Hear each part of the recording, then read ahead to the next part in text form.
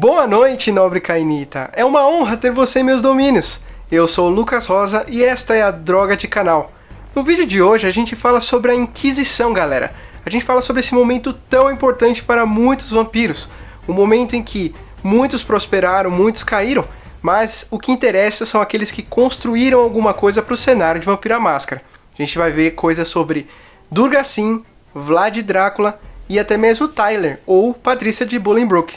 Tudo isso e mais outros 10 vampiros serão abordados aqui no lore de hoje. Hoje o lore tá carregado, hein, galera? Então confira aí.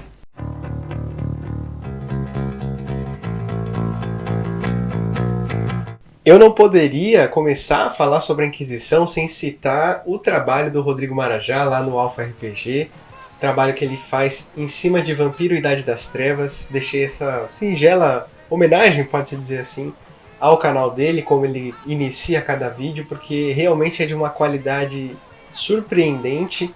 Foi com certeza e é um dos canais que mais me inspira a continuar fazendo o que eu faço aqui para a comunidade tanto de vampiro quanto de todos os outros cenários de Mundo das Trevas. Se você não conhece Who's Who Among Vampires Children of Inquisition, ele é neste formato aqui de livro.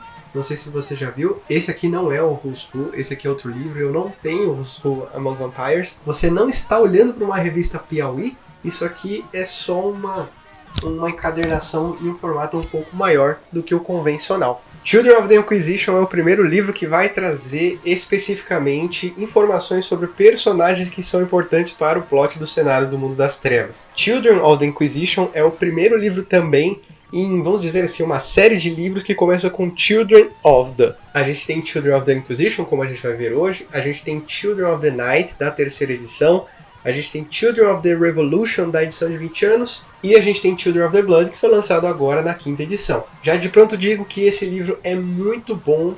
Ele, por se tratar de histórias exclusivas, não tem nada de sistema, não tem nenhuma outra informação que não seja história de membros. Ele é muito bom, muito importante para você se começar a inteirar ao que acontece no cenário de Mundo das Trevas, e ele pega um momento histórico muito importante para os vampiros de uma forma geral, que é a Inquisição, e ele fala desses 13 vampiros que são apresentados nesse suplemento, que fizeram a diferença de alguma forma em Vampiro à Máscara.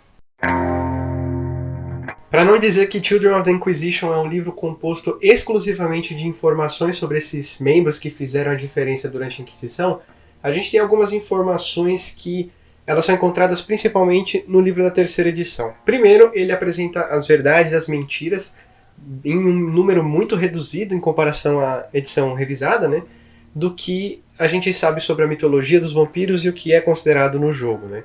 Como o que acontece se o coração for trespassado por madeira e outras coisas que são mitológicas. E depois ele apresenta uma breve história do que acontece com os vampiros, desde a maldição de Caim até os dias atuais. Nesse ponto em que a gente tem que frisar que a Inquisição é o momento mais importante a ser considerado.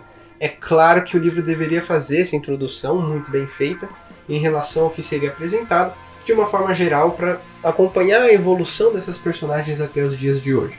Então, vamos começar com elas. Esse vampiro tão conhecido por tanta gente, por meio da mitologia, por meio da literatura, dos filmes, enfim, tanta gente conhece, e aqui em Vampiro à Máscara é claro que ele não poderia ser deixado de fora, que é o Vlad Drácula, ou Vlad Tepes, que é o empalador, né? Aqui ele é retratado de outra forma. Eu não sei como eu não percebi antes, mas o Rafael Damascena, lá do Vale das Trevas, ele fez um vídeo muito interessante falando sobre a introdução das primeiras edições, da primeira e da segunda, né, de Vampiro à Máscara, e ele cita essa carta que é escrita por VT. E VT, claro que é Vlad Tepes. Eu realmente não percebi, não sei como. E se você já leu essa carta, você sabe que ela tem uma carga emocional um pouco diferente do que se espera da natureza de Vlad Tepes, né? Então a gente vai ver com calma a história desse cara. Mircea o Grande era o avô de Vlad Tepes, ou Vlad Drácula, e ele era o voivode da região de Valáquia. Ele defendia ali o seu território, que ficava na Transilvânia, que ficava entre o Sacro Império Romano e o Império Turco. Esses impérios eles estavam em combate por motivos religiosos, e toda a região ali que correspondia à Romênia, à Hungria, eles lutavam para que o seu território não fosse massacrado em meio a essas disputas. É claro que esse Mircea, ele fazia favores ao Sacro Império para que ele pudesse deixar o seu território ainda fortalecido. Mas isso não necessariamente impediu que o sultão do Império Turco fizesse as suas ações contra ele, né? Embora Mircea tenha lutado muito contra o Império Turco, ele acabou fazendo um trato ali para que ele não agredisse mais a região. Ele pagava um tributo para o Império Turco e meio que havia uma paz na região. Isso até a chegada do filho de Mircea, que é o Vlad Dracul.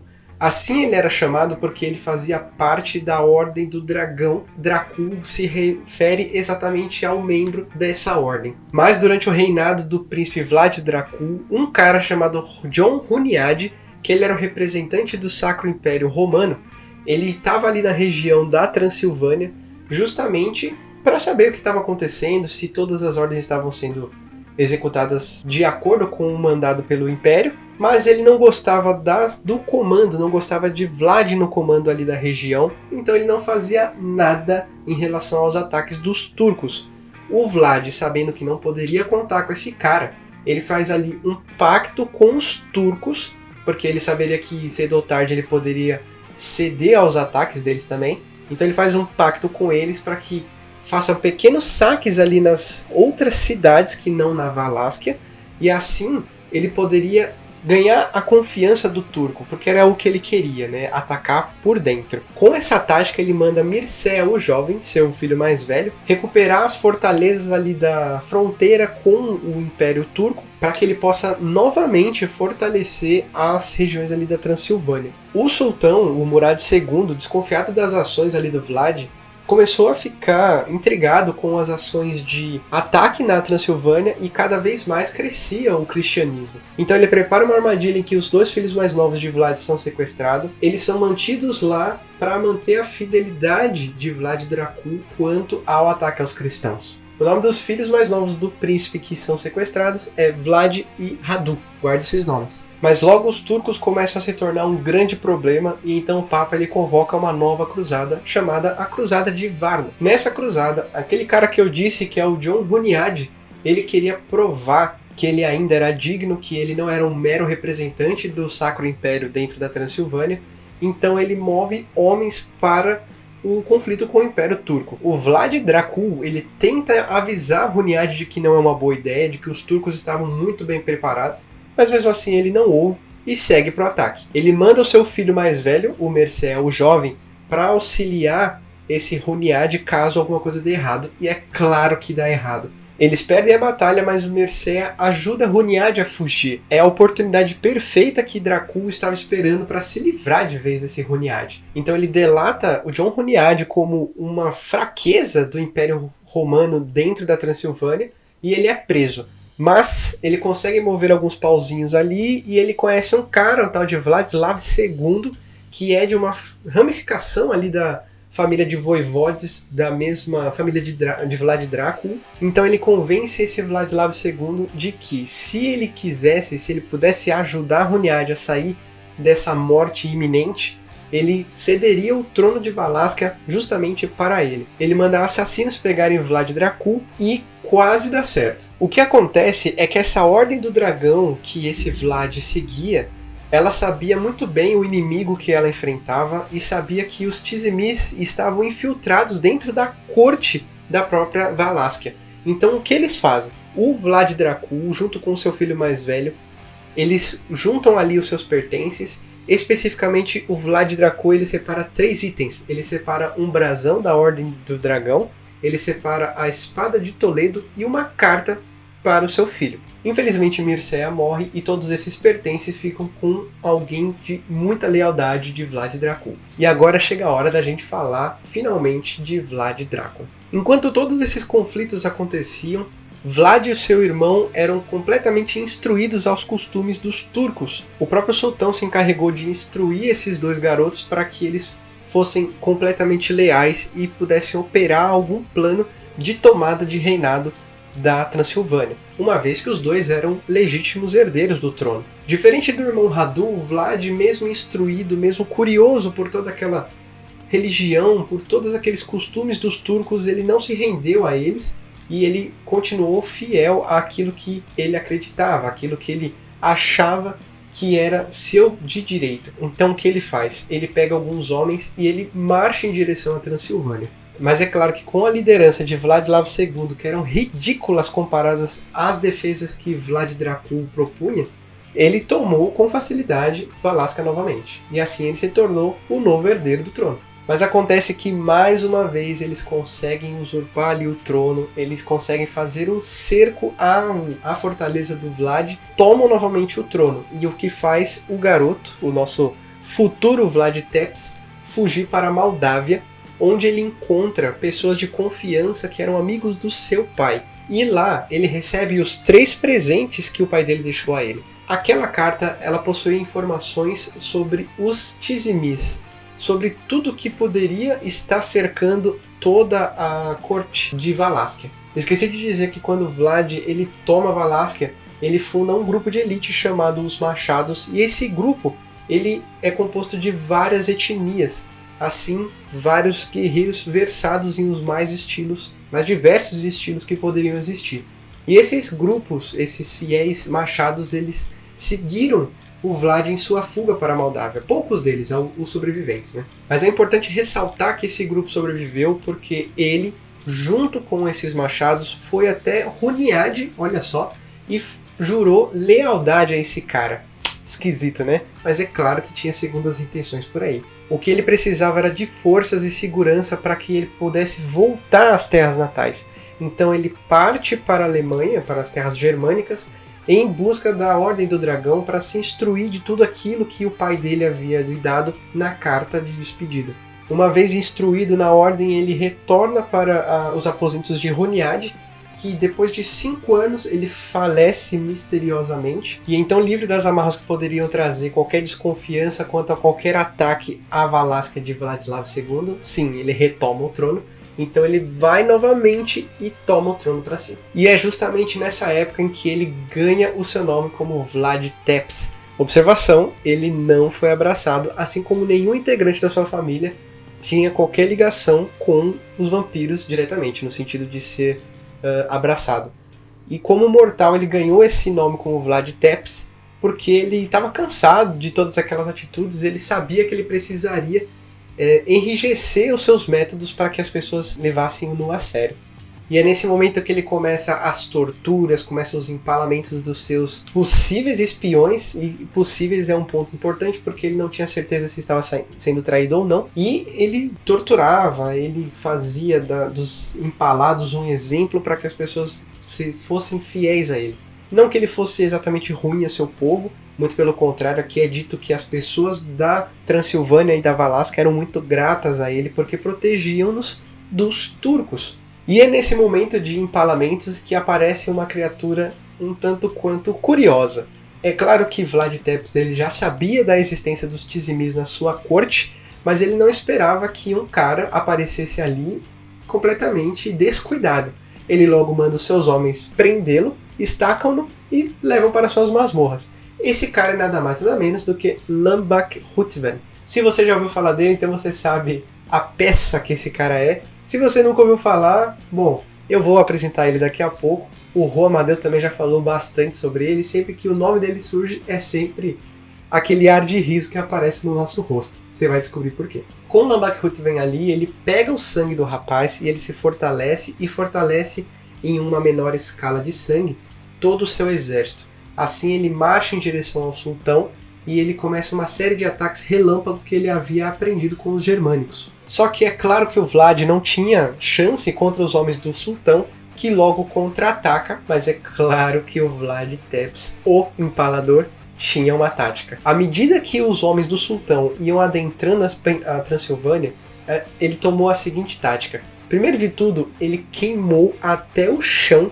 tudo que existia no solo entre o Império Turco e a Transilvânia, para que todos os acampamentos do sultão não tivessem nenhum tipo de recurso, e aqueles que saíssem dos acampamentos para ir caçar, ele mandava seus homens matar essas pessoas. E assim, enlouquecendo pela fome, por todo aquele ambiente decrépito causado pela destruição, pelas queimadas, ele conseguiu atrasar os homens do sultão E quando eles chegaram finalmente na fortaleza de Vlad Tepes, é então que a gente se depara com aquela cena que é tão retratada tanto na literatura quanto nos filmes, que é aquele monte de gente empalada das mais diversas maneiras, aquele campo, aquela visão assombrosa que palavras não seriam possíveis para descrever a monstruosidade que era aquele ato. O sultão e seus homens aterrorizados, eles ficam ali por apenas uma noite, porque é o suficiente para que eles tomem coragem no dia seguinte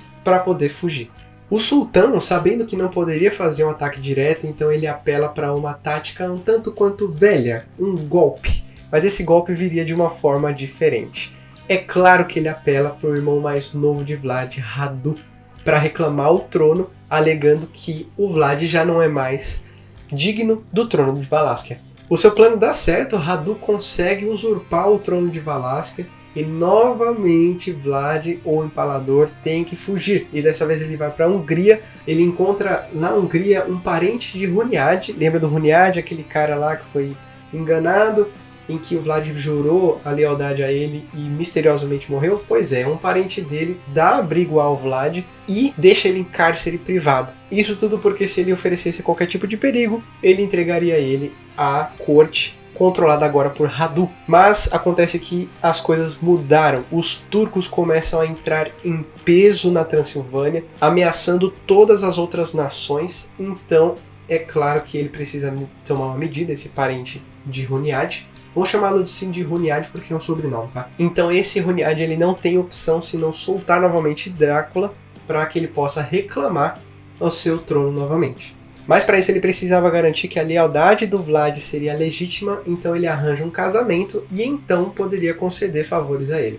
E ele então marcha novamente. Radu, assim como Vladislav II, não tinha uma boa administração e ele consegue novamente, pela terceira vez, pegar o trono de Valaskia.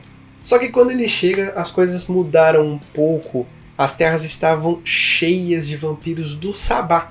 Os Tizimis, eles já estavam envolvidos ali na Revolução Anarquista. Vários rebeldes estavam ali, na verdade não são Sabá, desculpa, eles são anarquistas ainda. E eles estão por toda a terra. E Vlad fala, vamos acabar com essa brincadeira, pode caçar esses caras, tacar e botar no sol. E um desses caras que são apoiados é quem? Lambak Rutven.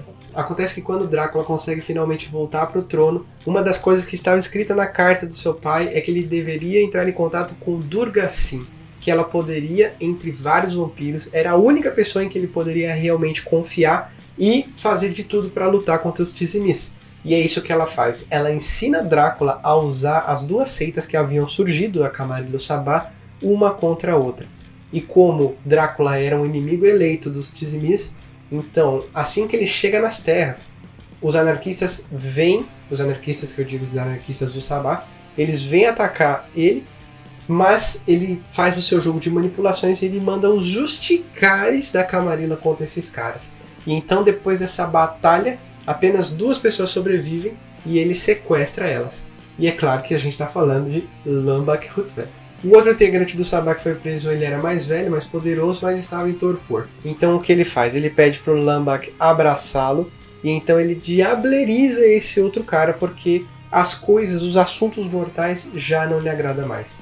A partir daí, ele solta Lambak Rutven, claro que ele, coitado, ele faz amigos tanto no Sabá quanto na Camarilla. Ele gostava da liberdade do Sabá, ao mesmo tempo que ele gostava da filosofia, da intelectualidade trazida pelos membros da Camarilla. Mas logo quando surgiu, quando realmente se fortificou a seita sob laços de sangue, então ele não concordava com essas atitudes, então ele lutou ao lado do Sabá contra muitos de seus amigos. É então o momento em que o Sabá se torna muito monstruoso, em que ele deserta do Sabá e ele começa a ser procurado por todas as seitas. E é nesse momento também que ele conhece o pessoal do Incono, só que o Incono está envolvido com demônios e ele fala, meu Deus, e agora onde é que eu corro? Onde é que eu vou? Eu quero realmente entender minha natureza do vampirismo e não tem ninguém para me ajudar. E é nessa parte também que Durgasin aparece vez ou outra para dar instruções, falar sobre a iluminação, sobre a Golconda com o próprio Vlad Drácula. Mas não se engane, ele continuou ainda com o Incono lá no Castelo Ronedoar. Se você não sabe do que eu estou falando, tem informações disso lá no A World of Darkness, que eu já falei sobre esse livro. Tem um capítulo exclusivo falando do Castelo Runedoara, que fala sobre os 12 integrantes do Encono que lá habitam. Mas voltando ao Drácula, ele é caçado por muito tempo, como eu havia dito, e então ele faz uma cartada. Depois de séculos de caçada, né, de conflitos com outros membros que queriam do seu sangue por saber que ele era poderoso demais, ele usa da sua fama ao seu favor. Aqui diz que ele usa do Bram Stoker, que é esse escritor que fez as histórias dele, né? Ele fez dele ser uma história mais tão absurda, tão temida pelas pessoas, que os seus inimigos começaram a temer atacá-lo pensando que iam ser triturados. E assim ele conseguiu se esconder a olhos vistos. Eu adoro essa expressão. E hoje em dia ele fica na dele, provavelmente no Castelo Runedoara, e ele acredita, é uma crença bem interessante que ele traz, e que ele realmente leva em consideração o ponto de todas as seitas. Ele realmente acredita que o Sabá está certo e a Camarilla está certa.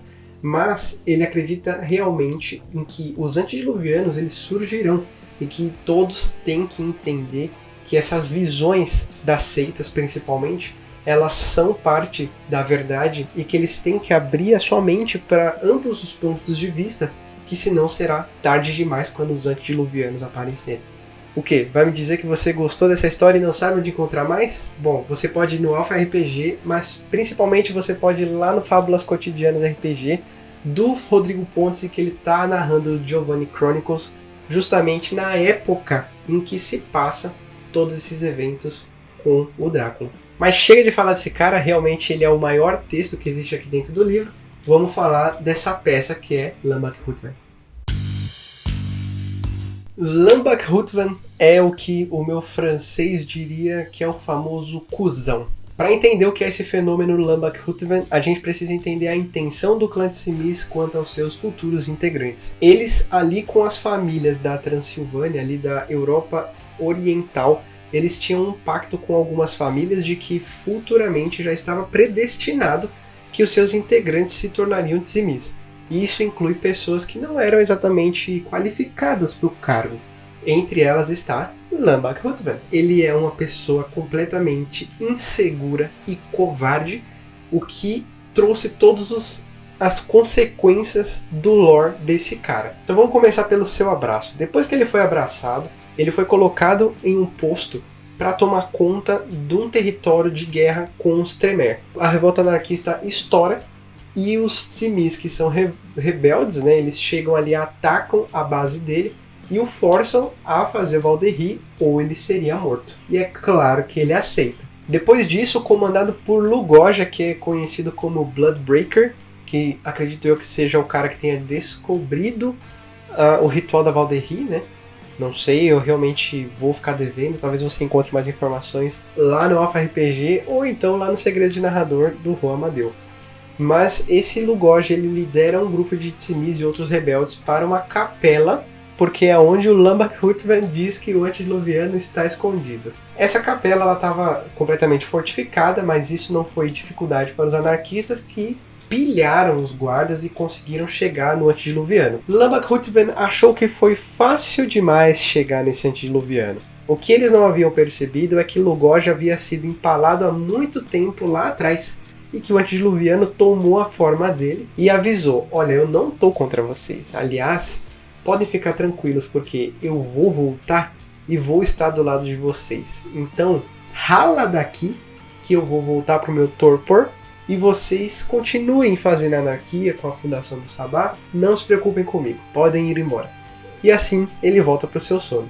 Lambak Hutvan fica completamente em choque com essa alegação do antediluviano e ele guarda esse segredo para si. O Sabá coloca ele então de volta no antigo posto em que ele trabalhava, só que agora manipulando algumas famílias. Ele raramente fazia isso porque ele não era muito competente com esse lance de manipulação. E uma dessas famílias era a família Danesti. A família Danesti, ou Danesti, não sei, é justamente a família de Vladislav II que usurpa o trono de Vlad Drácula. O Lambak Hutvan, ele é pego no meio dessa operação e então o Vlad Tepes pega o sangue dele. O Vlad Drácula solta Lambak e ele volta pro Sabá chorando as pitangas. Ele fala para um tal de Lord Talbak sobre o que havia acontecido. Então ele une ali as suas forças e no momento certo ele ataca novamente o Vlad Tepes, que move os Justicares da Camarilla contra esse grupo que é destroçado, sobrando apenas 2. Nós já vimos essa história.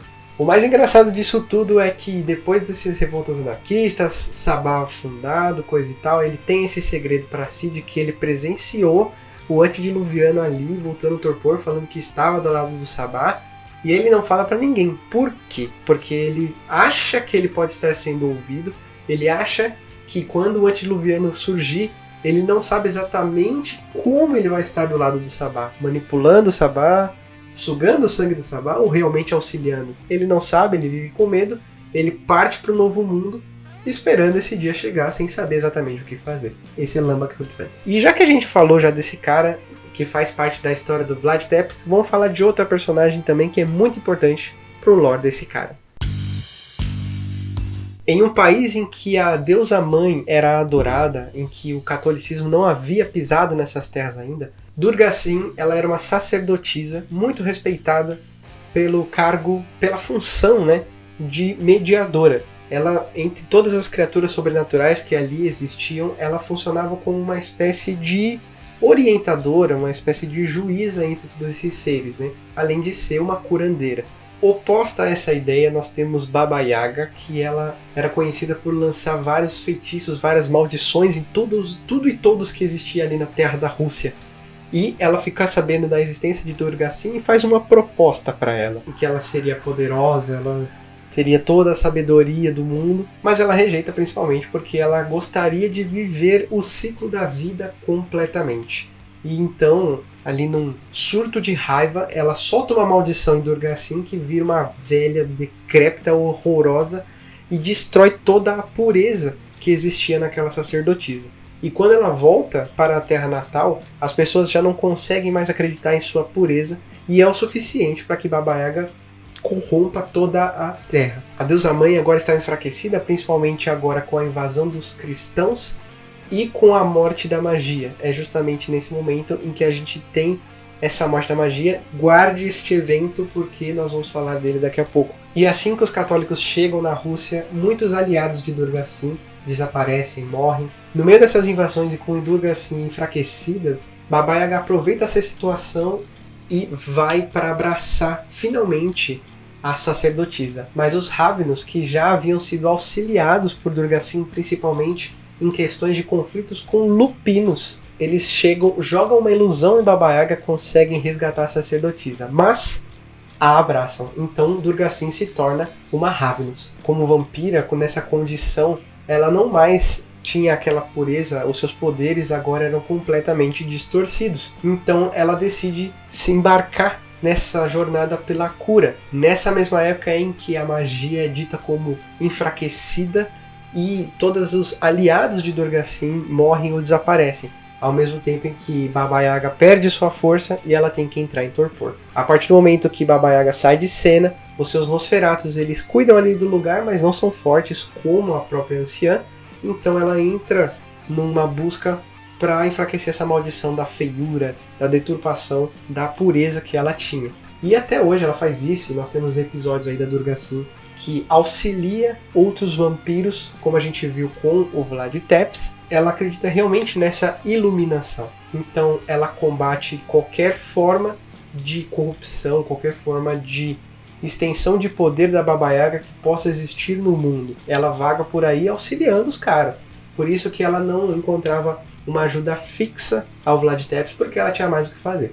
O que muda toda essa história é que é dito que Baba Yaga acordou nos dias de hoje, e quando diz dias de hoje é nos anos 90, e com seu despertar ela destrói a União Soviética dos Brujá e ela quer trazer novamente a igreja ao poder. Durga Sim, já prevenida de que isso poderia acontecer, ela já montou um exército, ela já deixou um monte de gente avisada falando: essa velha vai acordar, essa bruxa vai acordar e vai ferrar todo mundo.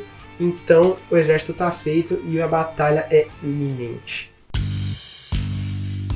Lembra que eu falei sobre o enfraquecimento da magia? Pois é, vamos estender esse assunto agora. Héteros aqui é descrito como um garoto sueco em que, quando despertou, ele estava quase à beira da loucura até ele conseguir a ajuda de magos da Capela Tremer lá na Suécia. Assim ele começa os seus estudos até ele se mudar para Transilvânia por ele ter aproveitado tudo que ele poderia ter aproveitado na Suécia, e na Transilvânia ele finalmente pode entrar em contato com o fundador da sua casa dentro da Ordem de Hermes. Mas é justamente nesse momento em que acontece a grande perda, né, assim que eles chamam esse enfraquecimento da magia, e que a vida eterna é colocada em risco. Depois de muitos estudos, eles finalmente encontram uma solução: o vampirismo. Mas eles sabiam que havia um risco, e é o que divide, causa uma cisão dentro da própria Capela Tremere, que acredita que o vampirismo ele destruiria tanto a humanidade quanto os poderes que a casa possuía. E o Tremere ele quis arriscar mesmo assim. Étrios estava contrariado, mas ele não poderia ir contra o seu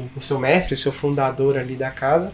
Então eles fazem ali um ritual para roubar a imortalidade de alguns Tizimis, na verdade, que eles haviam raptado. Mas não dá certo, eles acabam virando vampiro. Aqui não cita os conflitos que eles haviam com outras criaturas no momento. Aqui só diz que no momento em que eles viram vampiros, os outros clãs se veem ameaçados pela situação e começam a atacar eles a todo momento, para que eles buscassem algum tipo de identificação, porque uma das coisas que os outros clãs diziam muito sobre eles é que eles não eram da linhagem direta de Caim.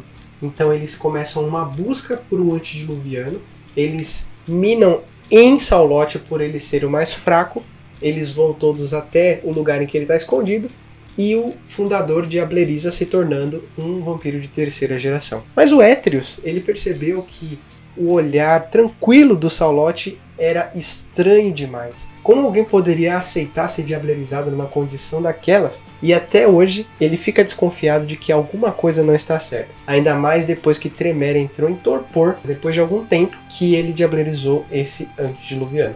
Então todos os passos da Casa Tremere, que é descrito que tanto para usurpar o controle da Casa Tremere, mesmo Tremere sendo o dono da própria capela, ele ainda ficava desconfiado dos outros magos que estavam enfraquecidos pelo enfraquecimento da própria magia. Então ele aproveitou o momento para coagir e forçar as pessoas ao abraço e virarem Tremere também.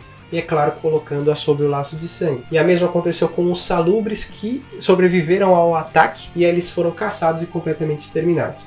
Aqui diz que Étrios não concordava com isso porque ele tinha um lado mais humano. E mais pra frente, nos Clanbooks, a gente vê que ele não é exatamente essa flor que se cheire, né? Então eu acho meio exagerada essa visão que dá aqui. Mas como primeira impressão, pode ser realmente que eles queriam trazer alguma coisa legal pra ele, né? Não sei. E já que eu falei de um clã que compõe os 7 clãs da Camarilla, então eu vou falar de outro que é o clã Brujah. Na verdade, uma integrante que é um tanto quanto polêmica dentro da própria seita. Patrícia de Bolingbroke, ela nasceu no vilarejo, ela era pobre na Inglaterra, ela tinha 4 filhos e um marido. O marido, infelizmente, depois de tentar roubar comida da casa de um barão, acabou sendo morto e, como castigo, ele sequestra os filhos dela para serem servos dele. Ela então consegue escapar depois de quase ser violentada pelos servos dele, e então ela descobre, no meio dessa fuga, descobre que existia um grupo se revoltando justamente contra as imposições da corte, né? Contra os impostos principalmente, que cobrava ali por cabeça. Esses eventos eles são extremamente bem explicados pelo Rodrigo Marajá lá no Alpha RPG. Então se você quiser saber eventos históricos, eu vou deixar de explicar esses eventos aqui para você correr lá, porque estão perfeitamente explicados. Mas só para você entender, esse movimento tinha 2 líderes, mas um que mais importa aqui é o Whit Tyler. O Whit Tyler, ele era um dos líderes e acabou sendo o amante de Tyler, ou Patrícia de Bolingbroke por enquanto. E eles marcharam ali por Londres e eles conseguiram fazer um trato ali com a coroa, que se viu completamente coagida com tantas pessoas contra eles. Mas eles usaram dos artifícios mais baixos para poder também retalhar esse movimento popular. Ele começou a sequestrar as crianças.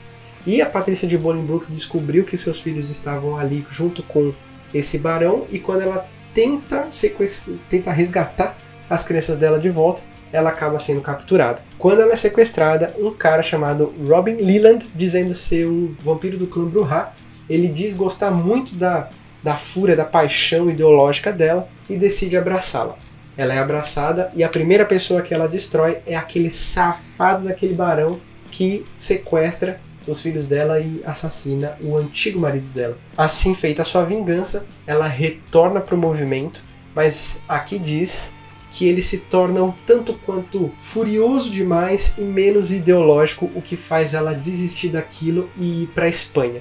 Na Espanha ela se reúne ali numa assembleia, ela fica sabendo da proposta de Rafael de Corazon quanto à máscara e de Hardestar quanto ao seu plano da formação da Camarilla e a subjugação das pessoas sob o laço de sangue. A Patrícia Bolingbroke vem na imagem daquela mesma corte que havia na Inglaterra nesses homens que queriam formar a Camarilla. Ela fica revoltada, pega um bando de anarquistas daquele momento e ataca o covil desse Hardestar. No final das contas, diz que muitas pessoas morreram, mas ela consegue diablerizar ele. E assim ele é destruído. Não é dito se ele é o Hardestar velho, jovem, meia-idade, calvo. Não fala nada disso, só diz que é o Hardestar. Camarilla fundada, é claro que eles tinham que colocar os Justicares atrás de Patrícia Bolingbroke. E o que ela faz, assim que tem a descoberta do Novo Mundo, ela parte para lá, ela fica em Cartagena, sendo a assassina de Helena, que a gente viu lá em Chicago by Night. E ela ficou sendo a assassina dela por algum tempo, até que ela é reconhecida e ela se muda para as colônias britânicas ao norte, que aí a gente já chega no território americano de fato, né, dos Estados Unidos. E lá ela muda o nome para Tyler, em homenagem ao seu antigo amante e líder do movimento lá dos camponeses, lá da Inglaterra. Lá então ela espera a chegada de Helena, é formada ali um conselho ali da Camarilla, ela faz parte do conselho de anciãos de Chicago e pouquíssimas pessoas sabem a verdadeira natureza dela. O que é interessante falar sobre a condição dela em meio a todos esses plots é que a Tyler, agora como ela é conhecida, ela realmente tem uma tendência para o Sabá, porque ela não concorda com a forma dos anciões regerem a Camarilla, e aqui diz que a qualquer momento ela pode mudar a ideia e se juntar ao Sabá, por mais que ela não goste da natureza selvagem que eles têm.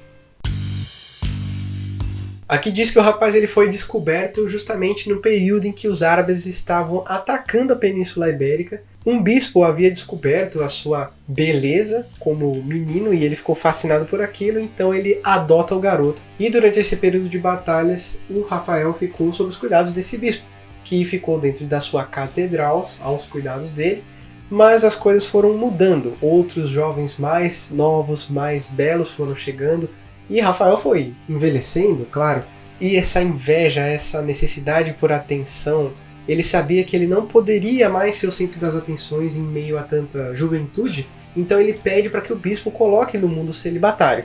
E é claro que isso não é uma boa ideia, porque Rafael do Corazon simplesmente não tem vocação para isso. Então ele acaba ficando ali com um corpo de artesãos que operam para a igreja. Para voltar a chamar a atenção desse bispo, o Rafael ele faz esses artesãos fazerem uma arte um pouco mais vulgar, meio atrevidinha, assim, vamos dizer. Ele faz umas artes assim bem pornográficas em relação ao sacro, em relação à Bíblia. Aqui é dito que ele faz alguns desenhos em relação a Adão e Eva fornicando. E ele apresenta para o bispo, que o bispo adora aquilo e volta a se aproximar do Rafael do Corazon. Mas chega uma mulher que é a Calixte Castillo, é uma mulher muito misteriosa, dizem que ela é uma colecionadora de arte, que ela já havia comprado muitas coisas dos árabes. Ela chega ali na catedral porque ela quer ver alguma coisa de interessante que possa chamar a atenção dela. E é claro que nada chama a atenção até ela ver as obras do Rafael de Corazon. Ela fica encantada por aquilo e ela decide não só comprar aquelas obras, como levar o Rafael junto com ela. O que ela não sabia é que nada daquilo havia sido feito por ele, né? E num acesso de fúria, ela dá um cacete nesse malandro e ele convence ela que só pelo fato de tê-la convencido a ir com ele, só pelo fato de ele ter contado essa mentira, dela ter acreditado, já o faz um grande merecedor da sua companhia. Ela vai lá, abraça ele e deixa ele ficar lá. Com o tempo, ela desacredita da arte da Península Ibérica por conta da Inquisição, e então ela acha aquilo muito vulgar e dizem que ela vai para a Índia, porque lá está aparecendo uma nova obra mais erótica, né? Talvez o Kama Sutra, não sei de que época que é, e lá ela fica e não retorna mais. Enquanto isso, Rafael do Corazon, ele toma conta de todos os domínios dessa Calixte, e isso é muito perigoso porque ele não tem boas intenções. Rafael do Corazon, ele sempre conseguiu as coisas a partir das suas palavras, a partir da sua beleza, porque ele realmente nunca foi bom em nada. Mas ele propõe uma coisa interessante quando a Camarilla está sendo formada. Para lidar com a Inquisição, ele propõe a máscara. Ele propõe a máscara e antes que ele fosse ridicularizado, ele consegue convencer as pessoas de que os mortais deveriam esquecê-los, de que eles estariam abusando dos poderes sobre os mortais e que os mortais eles não deveriam saber da existência deles. E então surge a tradição da máscara. Mas não se engane, apesar de Rafael ter ganhado grande status por esse feito, aliás, ele criou uma tradição, ele ainda teme a volta da sua senhora e a sua destruição por ter feito o que ele fez, né? Nada disso é dele de fato.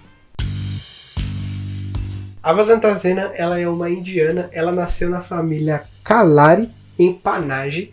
Lá ela era filha do príncipe dessa família, né, dos Kalari. E ela tinha grande status, principalmente porque ela era adepta de uma religião, de um ritual específico, que era da Shraddha, não sei como é que se diz isso, que se compõe justamente sobre oferendas para os mortos, para os antepassados, né? E ela era muito boa nisso e muito reconhecida quanto a isso. O seu talento chamou a atenção de muita gente, muitas pessoas queriam pedir sua mão em casamento. E aí chega um cara que é chamado de Chamberlain, não achei uma tradução apropriada para esse termo. Esse Chamberlain ele vem com a proposta de se livrar dos muçulmanos que os estavam atacando a Índia, né, naquela época, em troca de apoio. Mas os integrantes ali da família Kalari, eles ficam desconfiados e causam uma divisão quanto ao apoio desse Chamberlain. Com pedido pelo auxílio, ele pede, além do dinheiro, ele pede a mão de Vazantasena. O que ninguém sabia é que durante a noite, esse Chamberlain, ele era um Tizimis, na verdade, né? E ele entrava no quarto da Vazantasena para sugar o sangue dela. E aos poucos ela foi definhando, a ponto de essa coisa da mentalidade espiritual dela, com essa condição de sendo drenada, ela meio que enlouqueceu e acabou entrando num coma. Um sábio andarilho, ele chega na cidade, ele já havia profetizado que Vazantasena ela teria que fazer um sacrifício muito importante pelo seu povo, em que ela teria que sair do ciclo de renascimento para que pudesse salvar a todos. Então ele chega para Vazantasena, ele faz um elixir usando o seu próprio sangue. A jovem Vazantasena consegue melhorar e o Mada ele também dá uma vara de salgueiro para que pudesse derrotar o inimigo que ela tinha, né? Só que ela não queria exatamente só derrotar esse Tizimis Chamberlain. Ela queria desmascarar ele e mostrar para todo mundo que o lado que realmente desconfiava dele estava certo o tempo todo. Então, em uma reunião para decidir qual seria o destino desse cara, ela pega a espada de um dos soldados que lá estavam e ela trespassa o coração do Tizimis com essa arma. E assim, é claro, ele não é destruído, mas ele entra em frênese e parte para o pescoço dela, drenando todo o sangue dela. Rapidamente, esse cara é empalado, mas Vazantasena infelizmente morre. Um Mada aparece e ele diz que a profecia havia sido concluída, a existência de Vazantasena era muito maior do que daquelas pessoas que estavam ali. Ele recolhe o corpo de Vazantasena e recolhe o corpo do Tizimis, mas o que eles não sabiam é que o Mada era um integrante do clã Malkavian e que ele pega o Tizimis e o diableriza enquanto ele transforma Vazantasena em uma integrante do seu próprio clã. Os dois começam a vagar ali em busca de iluminação e conhecimento. Eles chegam até a Ásia, mas são expulsos pelos vampiros que lá habitam. Eu já falei deles, se quiser saber mais, vai em A World of Darkness, tem informações sobre eles lá, que são os Gaki. E então eles vão para a Europa Ocidental, que é onde está rolando a Inquisição. Lá eles se dão de topo com a fundação da Camarilla e eles apoiam os Malkavian, eles agitam para que os Malkavian entrem para a seita. E eles aceitam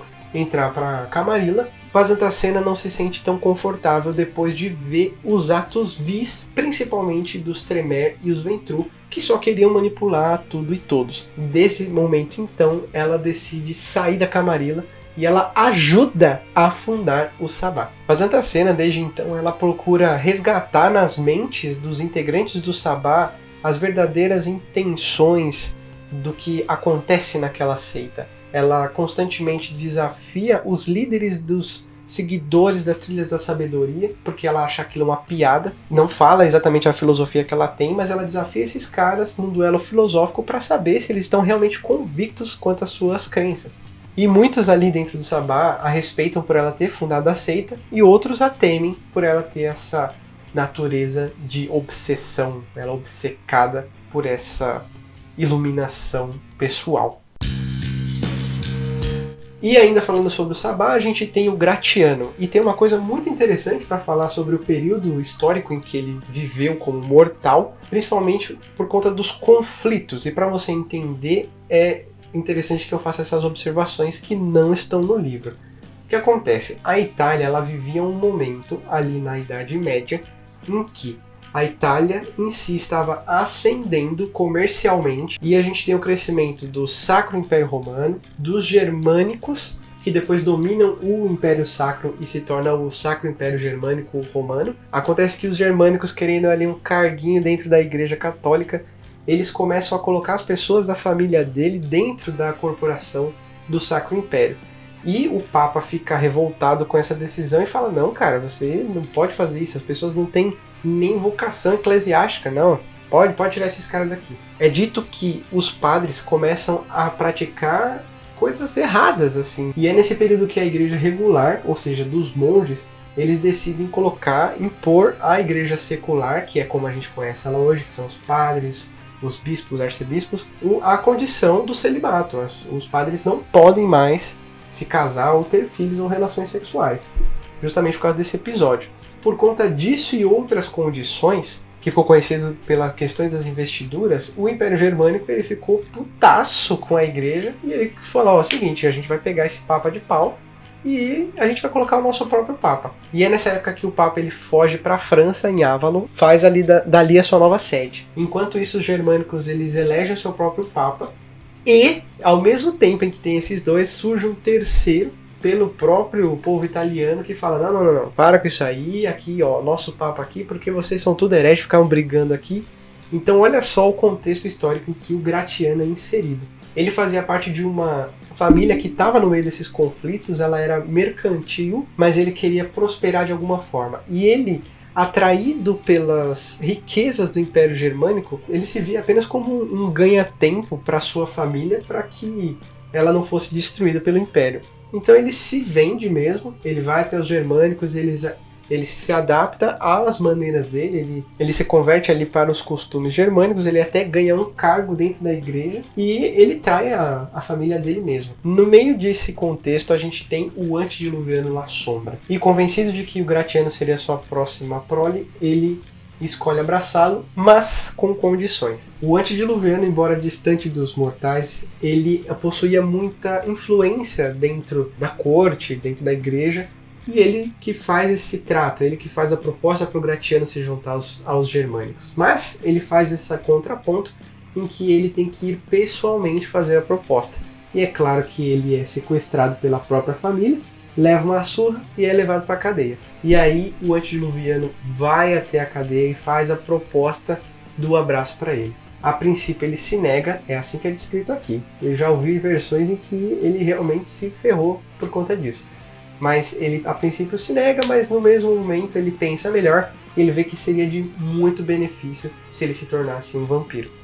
E então ele é abraçado, mas a gente tem um cara, o Montano, a gente já vai falar mais sobre ele, que ele é o preferido ali do antediluviano. E Gratiano ele se vê de escanteio, ele começa a querer o lugar do antediluviano. E é então que a revolta anarquista surge, é no mesmo momento em que o antediluviano tem o seu sangue enfraquecido, então eles instauram uma base na Sicília, e na Sicília é que acontece os conselhos. A essa altura Gratiano já havia se juntado aos anarquistas e se livrado do laço de sangue que existia com o antediluviano. É interessante mencionar que o antediluviano não queria deixá-lo sob o laço de sangue. Foi Montano, desconfiado da personalidade do italiano, que pediu para que seu senhor colocasse-o sob o laço de sangue. E ele arma uma armadilha para que pudessem destruir o antediluviano de vez. Ele leva alguns anarquistas lá para Sicília, na mesma fortaleza em que está o antediluviano, ele leva esses anarquistas dizendo que eles são simples prisioneiros. E esses prisioneiros têm suas mentes vasculhadas ali pelos outros La Sombra, e eles conseguem descobrir que eles estão ali a mando de Montano. E então começa uma grande discussão, começam a brigar entre si, e no meio dessa discussão, os Assamitas, que na verdade foram eles que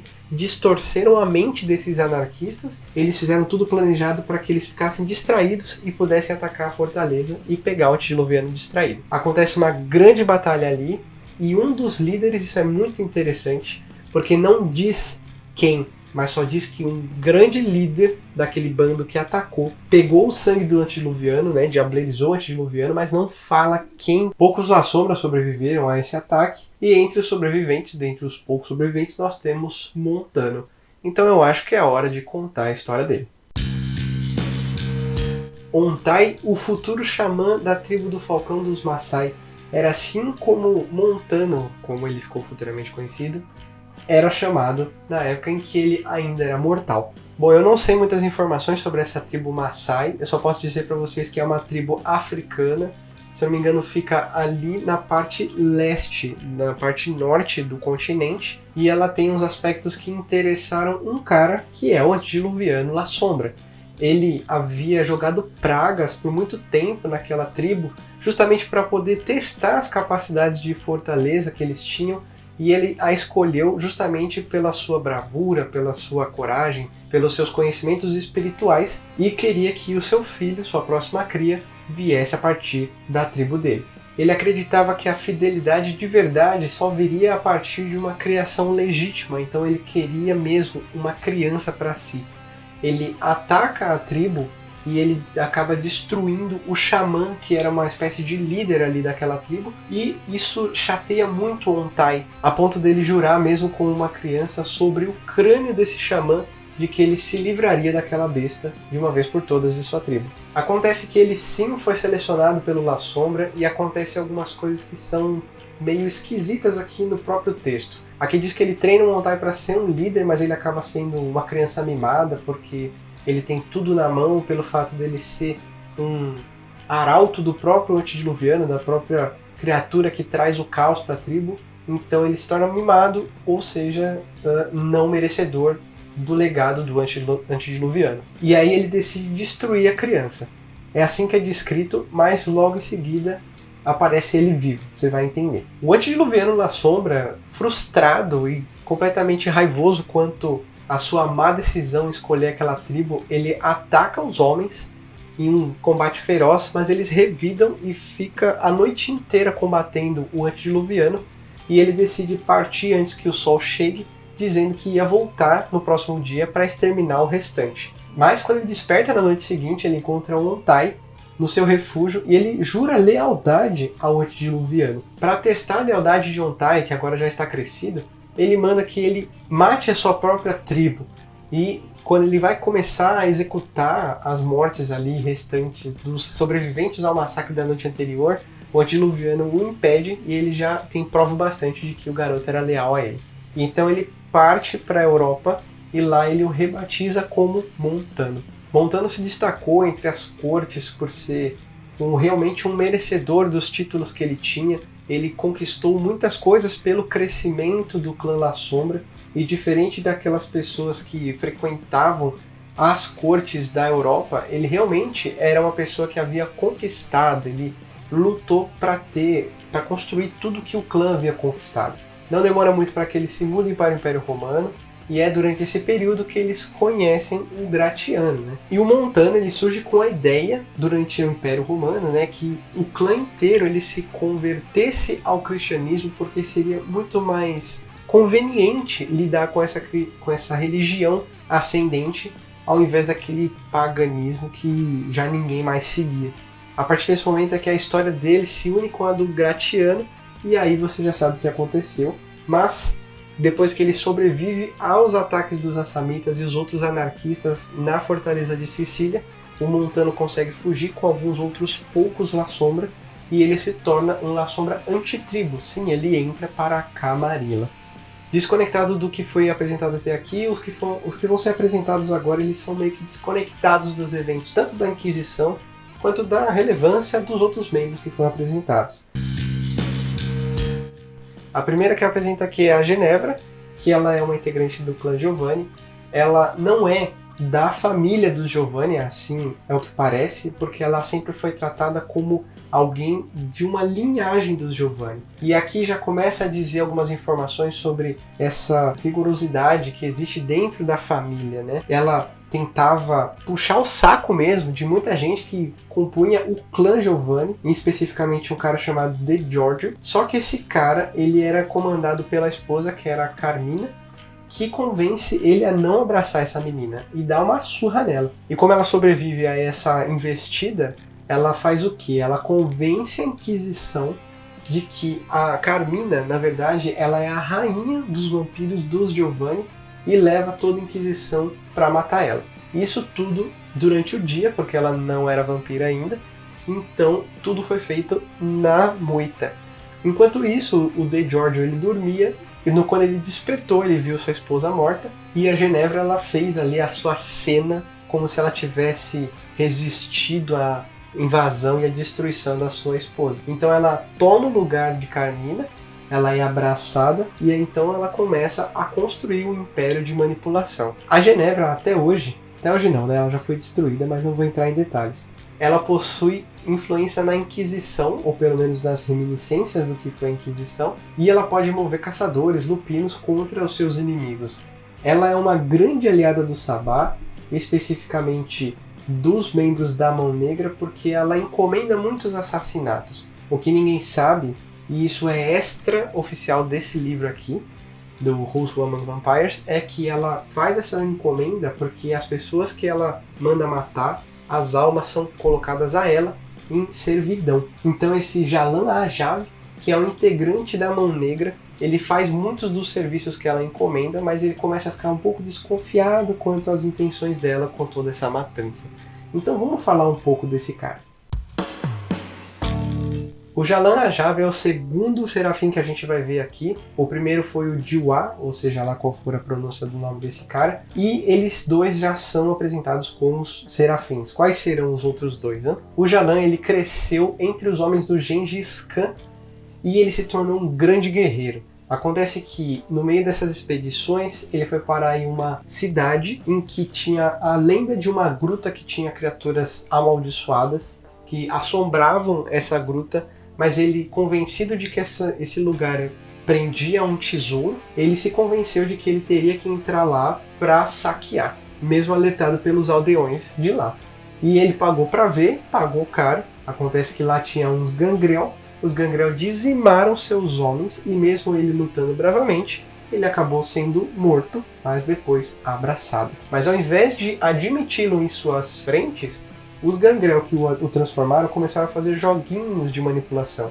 Eles o deixavam faminto, soltavam-no na floresta e então os mais jovens o caçavam. Uma diversão mesmo, é dito que era feito isso uma vez por semana. Até que um dia ele consegue finalmente se alimentar de um cervo e ele pega forças o suficiente para poder fugir. Só que ele dá de topo com um bando do Sabá. Esse bando do Sabá consegue fazer a Valderia ali com ele e ele delata o refúgio do senhor dele. Então eles fazem ali uma armadilha na floresta e eles conseguem matar a todos. O líder do bando diableriza o senhor de Jalan e então eles fazem novamente aquele ritual da Valderia e o chamam para a seita. Minto, o Sabá não existia ainda, mas o bando do Jalan foi o primeiro, ou um dos primeiros, a se voluntariar a fazer parte da seita quando ela foi fundada. Não demorou muito para que ele se destacasse no meio da seita com suas habilidades como assassino, e então quando a Mão Negra é fundada, ele é logo colocado lá e logo ele é subido para serafim, porque ele tem umas habilidades que foram adquiridas durante o período em que ele era caçado por esses gangrel, em que ele tem muita facilidade de rastreio, porque ele precisava se esconder. E apesar de toda essa fama que ele possui, aqui é dito que ele não possui muitos dotes para liderança ou para táticas, e ele espera um momento em que ele terá a sua liberdade plena dentro da seita, que foi para isso que ele entrou. E oposto ao Jalan, nós temos um outro vampiro que também é um gangrel, mas não tem nada de antitribo.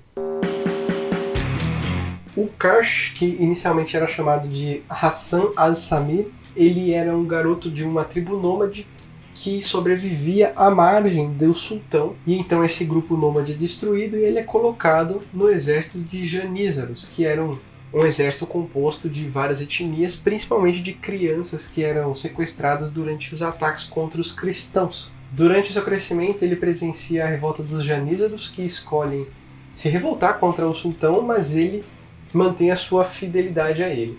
E quando todo esse tumulto acaba, as pessoas que se revoltaram, os membros ali dos janízaros que se revoltaram contra o sultão, viram uma deslealdade por parte do Hassan. E no momento em que o Império Turco estava em queda, ele precisava fazer ali um pacto de paz com os persas, é aí que esses caras eles decidiram se vingar de verdade do Hassan. O que eles fizeram? Eles mataram alguns representantes persas, que eram tipo diplomatas, e colocaram a culpa nele. O Hassan ele foi condenado à morte, simplesmente assim, mas não só qualquer morte, porque a morte daqueles diplomatas eles realmente comprometeram a integridade do Império Turco, então ele deveria morrer de uma forma memorável. Hassan foi enviado para ser devorado por lobos, mas ele, como eu disse, ele era muito um exímio guerreiro e ele acabou sobrevivendo. Um vizir do sultão acabou ouvindo o conselho de alguém dentro da cidade de que havia um lugar em que lobos espirituais ou algo do tipo, eles seriam o suficiente para destruir Hassan. Então assim eles enviam o rapaz para lá. Quando o sultão e seus homens chegaram, viram o corpo de Hassan sem nenhum pingo de sangue e então decide enterrá-lo. Só que no meio da noite ele sai do seu túmulo e ele mata a todos, reivindicando a coroa para si. O que acontece é que a pessoa que deu o conselho a esse vizir era justamente a pessoa que abraçou Karsh, como ele ficou conhecido depois que ele abandonou toda a sua cultura. E então ele pediu a lealdade do Hassan em troca da sua sobrevivência. E ele deu algum tempo, se eu não me engano foram 30 anos que ele deu, 40, algo do tipo, para que ele resolvesse as coisas do seu mundo mortal e então ele se devotasse exclusivamente aos gangrel que o salvaram. E por conta de tudo que ele havia feito contra as pessoas que haviam o injustiçado, ele muda seu nome para Karsh o Vingador. E junto com esses gangrel que haviam o salvado, ele se junta a Camarilla e ele se torna um poderosíssimo Justicar, falando que o cara deita Lupino, Sabá, seja lá o que for, fala que o cara até enfrentou o demônio. Mas vamos acalmar os ânimos para falar dessa última personagem que é apresentada aqui em Who's Who Among Vampires, Children of Inquisition. Durante as fundações dos feudos, que foi logo depois que as invasões bárbaras passaram, os franceses eles foram os primeiros a realmente patrocinar universidades, né? Eu acho engraçado isso porque foi um rei, eu não vou lembrar o nome dele, foi um rei analfabeto que inspirou as pessoas a realmente estudarem dentro da França. E foi o caso de Henri Turenne. Esse cara, ele era um ourives e ele conseguia dar aulas de outros campos acadêmicos dentro da Universidade da França. E a sua aluna, que era a própria filha, que seria a Dominique Turenne, era uma das mais exímias que existiam dentro da universidade, e isso chamou a atenção de muita gente. Na verdade, gente demais. A Inquisição, perturbada pelo fato de uma mulher estar estudando, ela começou a condenar ela e pediu para que o seu pai parasse de instruí-la. Mas ela, inconformada e letrada nos mais refinados filósofos e métodos científicos e medicinais, ela se recusou a ser subjugada pela igreja e ela gostaria de ser feita um modelo. Ela se opôs, ela continuou seus estudos, muitas pessoas ficaram do lado dela, mas não foram páreo para a influência da própria igreja, então ela foi condenada à forca. Durante a sua execução, alguns homens encapuçados chegaram, sequestraram ela, ela foi levada até um castelo de um cara chamado Titus e foi abraçada. Esse Titus, a pedido dos servos que gostavam muito das ideologias de Dominique, imploraram que ele salvasse a vida dela. Mas ela, inconformada, porque ela seria martirizada, ela não via nenhum tipo de benefício estando naquela existência, principalmente sob o laço de sangue desse cara. Não demora muito para que a Inquisição bata na porta desse Titus e ele foge, deixando as suas crias mais novas cuidar da Inquisição. Eles sobrevivem e logo os anarquistas, os bandos rebeldes da revolta anarquista chegam e recrutam Dominique e os outros sobreviventes. Só que Dominique, como atuante intelectual dentro dos anarquistas, ela prefere ajudar as pessoas que eram vítimas da opressão da Inquisição. É interessante ressaltar aqui que, como ela ajudava até mesmo mortais que estavam sendo oprimidos pela Inquisição, formou-se muitas famílias de carniçais que hoje são conhecidos como os Revenants.